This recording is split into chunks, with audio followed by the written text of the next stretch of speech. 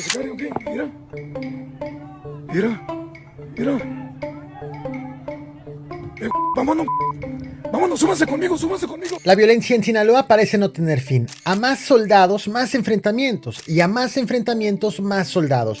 Lo cierto es que con el incremento de balaceras también han aumentado los reportes de presuntos delincuentes detenidos y abatidos por las Fuerzas Armadas. En este video te platicaré de todo lo que ha acontecido en Culiacán y sus alrededores en las últimas 36 horas, que han sido quizás las más violentas desde que inició la narcoguerra entre los chapitos y los mayos. Esta ola de violencia no ha llegado sola. A la par, en Estados Unidos, las autoridades judiciales han abierto la posibilidad de someter al Mayo Zambada a la pena de muerte, mientras que los dos hijos de El Chapo Guzmán detenidos han sido movidos de distintas cárceles en cambios difíciles de comprender y que, más que resolver dudas, han despertado suspicacias. Y, como ha sido habitual, mientras todo esto ocurre, el gobernador de Sinaloa hace hasta lo imposible por asegurar que en el estado que dice gobernar todo está tranquilo y bajo control.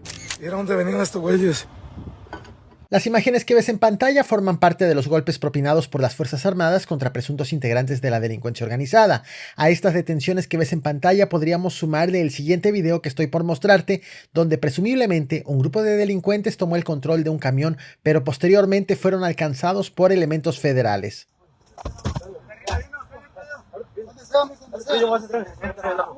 Falta nadie, que no falta nadie.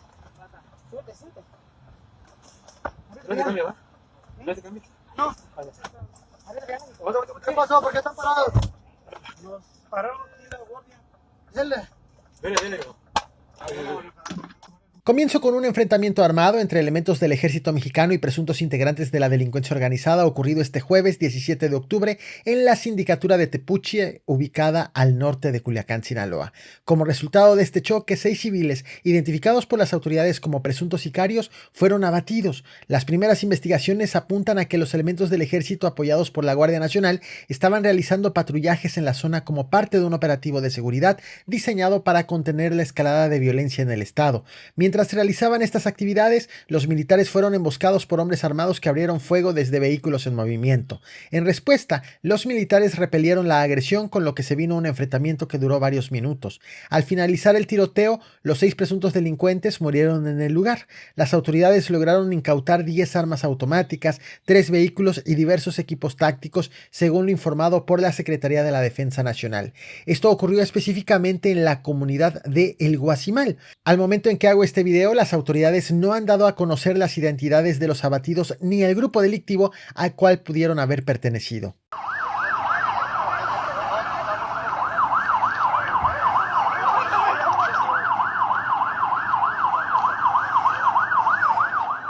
Casi de manera simultánea, en la sindicatura de Villa Benito Juárez, en el municipio de Navolato, también fue reportado un enfrentamiento. Aquí se trató de una balacera entre presuntos miembros de grupos delictivos rivales que terminó involucrando a policías estatales. El enfrentamiento ocurrió en la carretera Culiacán-El Dorado durante la madrugada y, aunque no fueron reportadas víctimas fatales, sí hubo una fuerte movilización de fuerzas de seguridad que acudieron al lugar para evitar más hechos de violencia. Este evento incrementó la preocupación de los pobladores locales, quienes manifestaron su temor por que los enfrentamientos se extiendan hacia zonas habitacionales.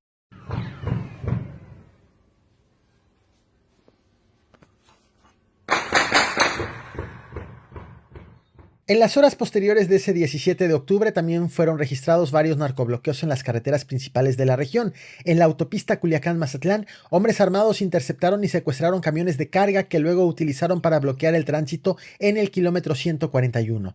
También en la carretera Culiacán-El Dorado, las autoridades localizaron un vehículo abandonado con un arma automática en su interior, esto luego de un reporte que alertó de otro enfrentamiento entre bandas rivales en la zona.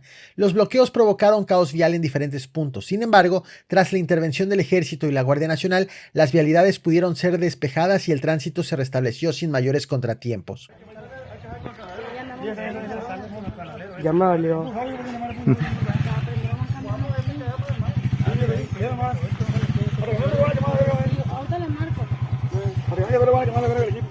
Ante todos estos hechos, el gobernador de Sinaloa, el morenista Rubén Rocha Moya, minimizó la gravedad de la situación. La tarde de ese 17 de octubre, durante su asistencia a la inauguración del Festival Cultural Sinaloa, que se lleva a cabo del 17 al 27 de octubre en la capital del estado, el mandatario aseguró que no hay motivos para que la ciudadanía se preocupe. Rubén Rocha calificó los enfrentamientos y bloqueos como escarceos e instó a la población a mantener la calma y continuar con sus actividades diarias, pues según él, los eventos violentos ya habían sido controlados y la seguridad en la entidad estaba garantizada. ¿Puede sentirse tranquila la gente, gobernador? Sí, tranquila. Sí, tranquila. No hay por qué preocuparse ahora, ¿eh? Sin embargo, a pesar de las declaraciones del gobernador, la violencia no cesó y lo peor estaba por llegar. Durante la noche de ese mismo jueves se desató una nueva ola de enfrentamientos, narcobloqueos y ataques en distintas zonas de Culiacán. La Secretaría de Seguridad Pública del Estado informó que entre la noche del 17 de octubre y la madrugada de este viernes 18 fueron registrados varios incidentes armados. En el campo El 10, ubicado al sur de la capital sinaloense, fue reportado un enfrentamiento entre delincuentes en el cual las autoridades encontraron vehículos dañados y casquillos percutidos esparcidos por la zona. Aunque no fueron registrados heridos en este hecho, los daños materiales fueron significativos.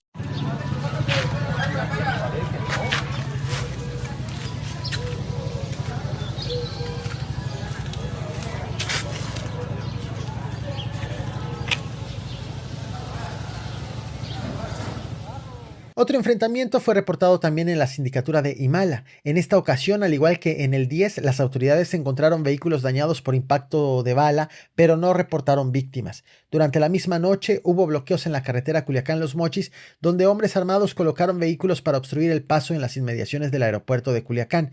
El tránsito en la ciudad se vio severamente afectado debido a los bloqueos, pero nuevamente el Ejército y la Guardia Nacional se encargaron de retirar los vehículos, de tal forma que las vialidades quedaron nuevamente transitables en las primeras horas del 18 de octubre.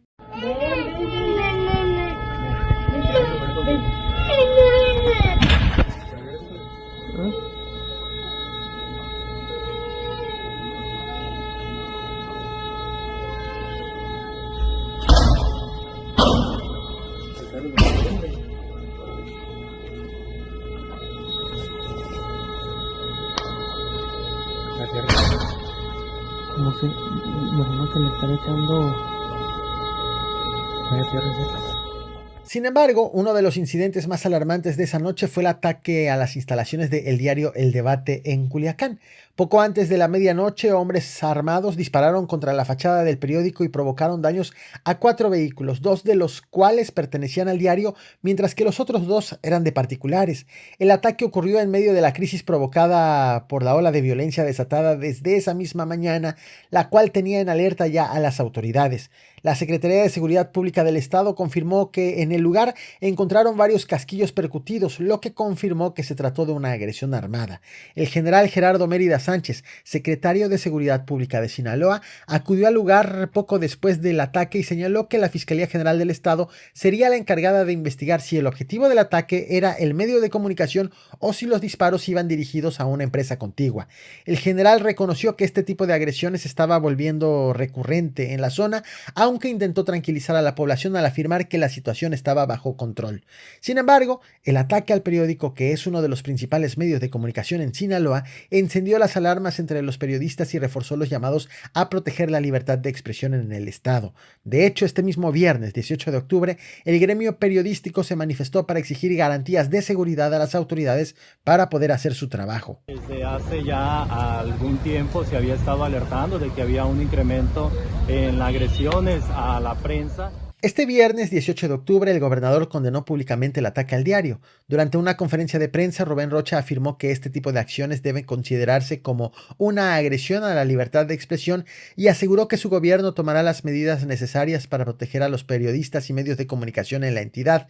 El mandatario indicó que se había comunicado con el dueño del periódico y que había ordenado el despliegue de una guardia policíaca en las instalaciones del diario para prevenir futuros ataques. El mandatario también hizo un llamado a los periodistas a reportar cualquier situación en la que consideren que su seguridad está en riesgo.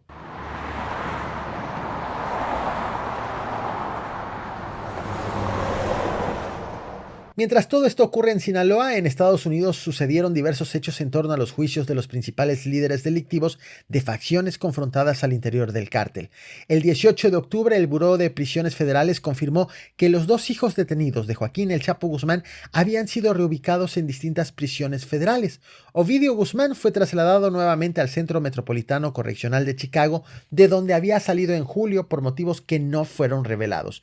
Mientras tanto, su hermano Joaquín Guzmán López fue reubicado de la misma prisión de Chicago a otro centro penitenciario a solicitud de su abogado, quien había denunciado que su cliente estaba siendo retenido en condiciones inadecuadas. Las autoridades estadounidenses no dieron detalles sobre la nueva ubicación de Joaquín Guzmán López. Dicho de otro modo, Ovidio llegó a la prisión de donde se fue Joaquín señalando condiciones inadecuadas. Tanto Ovidio como Joaquín Guzmán enfrentan en Estados Unidos graves cargos por delitos relacionados con el narcotráfico y la dirección de una organización criminal. Ovidio fue arrestado en enero del 2023 en Culiacán durante un operativo que también desató una ola de violencia en la ciudad, mientras que Joaquín fue detenido en julio de este año junto a Ismael El Mayo Zambada. Ambos enfrentan acusaciones de tráfico de drogas, crímenes violentos y conspiración para cometer homicidios. Lo menos que las y los mexicanos debemos exigir es qué pasó, cómo se dio esta detención. Ismael El Mayo Zambada, por su parte, compareció el 18 de octubre ante un tribunal en Brooklyn, Nueva York, donde la Fiscalía estadounidense solicitó que se evalúe la posibilidad de aplicar la pena de muerte en su caso. Los fiscales argumentaron que la gravedad de los delitos imputados a El Mayo, que incluyen tráfico de drogas a gran escala, homicidios y la dirección de una organización criminal, ameritaban la pena capital. El juez Brian Coogan, quien también presidió el juicio contra Joaquín El Chapo Guzmán, aceptó que se analice la posibilidad de la pena de muerte en el caso de Ismael Zambada. La decisión final sobre la pena capital recaerá en el fiscal general de Estados Unidos, Merrick Garland, quien deberá evaluar si autoriza la ejecución de El Mayo en caso de ser condenado. Recordarás, desde que asumió el cargo en el año 2021, el fiscal general de Estados Unidos impuso una moratoria sobre las penas de muerte, pero los fiscales han insistido en que los crímenes de Ismael Zambada son lo suficientemente graves como para justificar una excepción. La próxima audiencia del caso está programada para el 15 de enero del próximo año, fecha en la que se podrá tomar una decisión final sobre el destino del líder del cártel de Sinaloa. The first is Ismael Zambada Garcia, or El Mayo, a co-founder of the cartel.